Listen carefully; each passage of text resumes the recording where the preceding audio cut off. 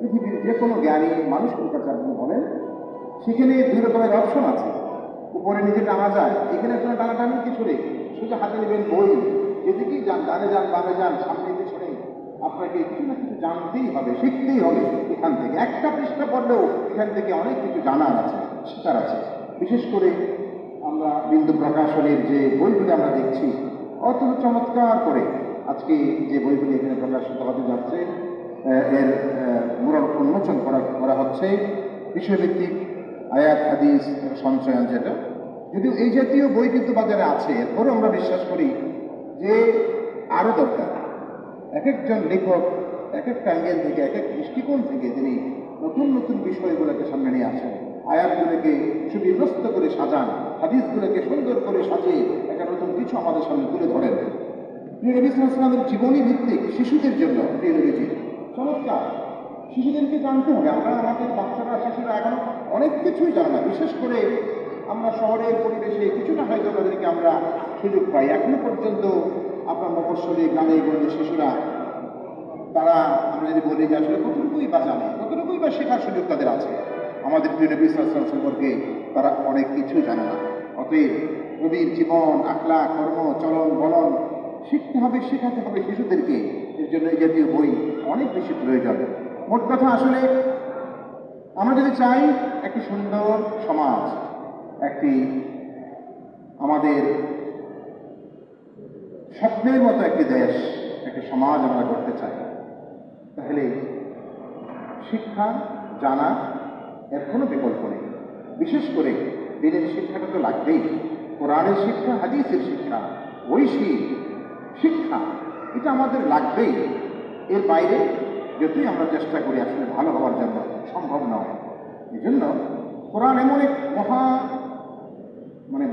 এক ভান্ডার, মহাসমুদ্র এবং জ্ঞানের মহা এক ভান্ডার, যেটাকে বলা হয়েছে, হাদিসের ভাষায়ও বলা হয়েছে, লা ইয়াখলিকু আন কাসরাতির রাব ওয়া লা তানকাযি আজাইবু। কোরআন যতই পড়া হয়, শেখা হয়, জানা হয়, কখনো মনে হয় না যে এটা পুরনো হয়ে গেছে, পুরাণ হয়ে গেছে, এটা বোধ হয় আর চলে না। এটা কেউ কখনো ভাবে না, চিন্তা করে না, কখনো ভাবার সুযোগও নেই। আবার কোরআনের সৌন্দর্য রহস্য এটা কখনো ফুরিয়ে যাওয়ার নয়।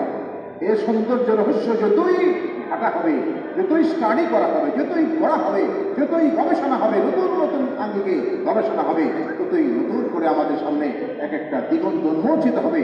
আমরা জানতে পারবো কোরআনে এত কিছু রয়ে গেছে, এত বিশাল কিছুর ভান্ডার রয়ে গেছে।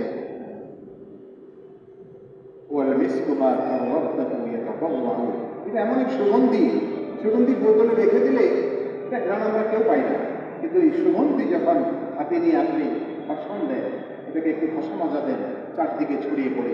তো কোরআন এমন এক সুগন্ধি, যতই পড়া হয়, যতই জানার চেষ্টা করা হয়, যতই শেখার চেষ্টা করা হয়, স্টাডি করা হয়, ততই সেখান থেকে খুশবু ছড়িয়ে পড়ে পৃথিবীর দিক দিগন্তে।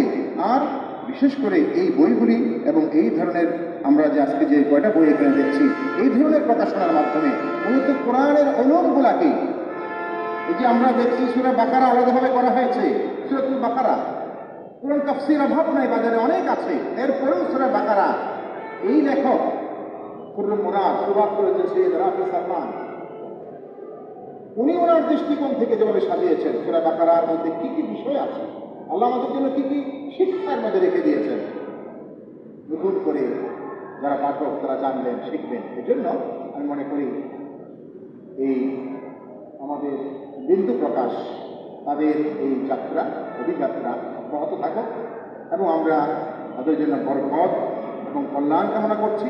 সামনের দিনগুলোতে আমরা সফলতা কামনা করছি। সামনের দিনগুলোতে এইভাবে যেন তারা কল্যাণের পথে, সুন্দরের পথে মানুষকে আহ্বান করার জন্য সুন্দর সুন্দর বই তারা আরও সামনের দিনগুলোতে প্রকাশ করতে পারেন। আল্লাহ